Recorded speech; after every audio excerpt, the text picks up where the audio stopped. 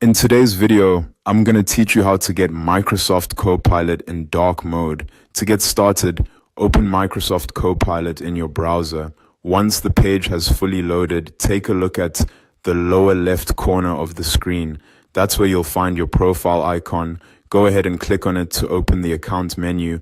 From there, select Settings.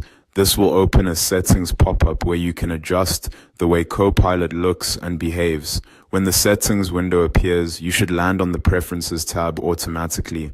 If you don't, no problem. Just look to the panel on the left side of the pop-up and click Preferences manually.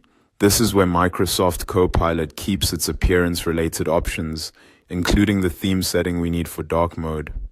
Now inside the Preferences section, find the option labeled Theme. On the right side of that setting, you'll see a drop-down menu. Click the drop-down to view the available theme options. From the list, select Night. As soon as you choose it, Microsoft Copilot should switch immediately into dark mode. This darker theme can be a lot easier on the eyes, especially if you're working at night in low light or simply prefer a cleaner, more muted interface. If the change doesn't appear right away, give the interface a moment to update. In most cases, though, the switch happens instantly. And that's all there is to it. You opened Microsoft Copilot, clicked your profile icon in the lower left corner, went into Settings, made sure you were in Preferences, and changed the theme drop-down to Night. Once selected, dark mode is enabled.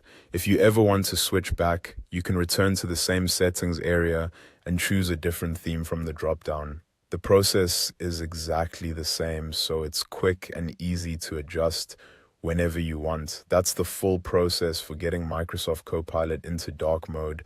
It only takes a few clicks, and once you know where the setting is, it's very simple to manage.